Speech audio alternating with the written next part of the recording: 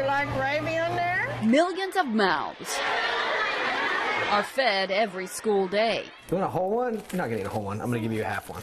But the Barlow family doesn't let their children eat the school food. It bothers me that in our schools we are continually serving the American diet, the Western diet, which we are proving day in and day out to make us sicker as a society. Jeremy Barlow is a chef by trade and owner of Taste Restaurant on West End, where every meal starts from scratch. His main beef is nutrient-poor, overly processed meals on the school menu. He's been on a 5-year mission to turn things around. There's nothing wrong with a burger now and then. There's nothing wrong with a chicken nugget when it's real chicken and it's just chicken and breading. But that's not the case. You know, that's not how this stuff is made. School lunch has been around since President Harry Truman signed the federal law in 1946. What else, sweetie? Potatoes, beans, veggies? To provide free or reduced cost meals to students through school subsidies that nutrition directors say covers just the bare minimum. It is a challenge.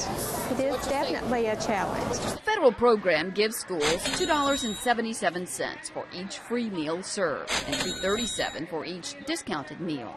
You see dates on the products and so forth.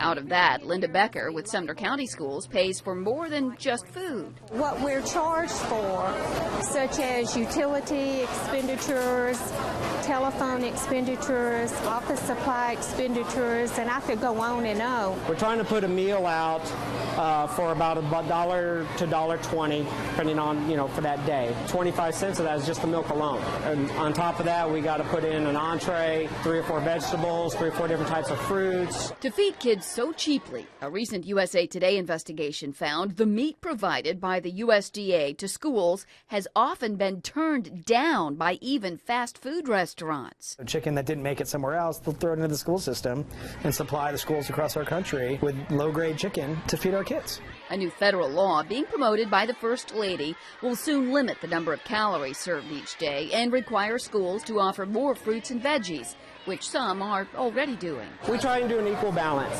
Our French fries, we only serve once to twice a month now.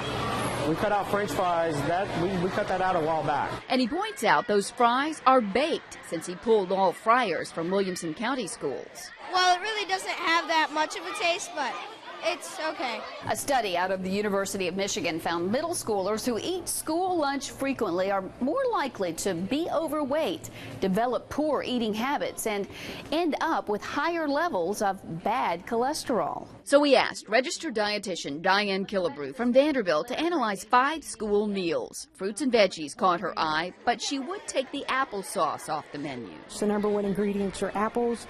The second ingredient is high fructose corn syrup. And she chimed in on the controversial sugary flavored milk. The flavored milk is 25 grams in carbohydrate content, and the plain milk is 12 grams. And the chicken nuggets? If I were a child personally eating that, I'd probably want to go with a grilled option. Killebrew graded the meals from first to last. The plain milk catches my attention.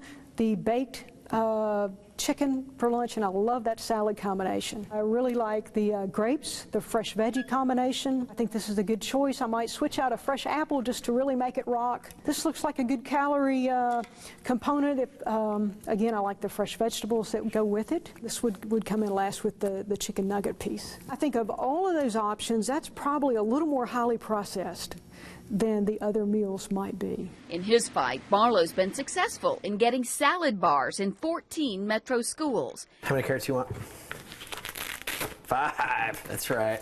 And is hopeful he'll one day approve of his own children eating what the school serves. We're moving an aircraft carrier in a lake. All right, that's what we're trying to do.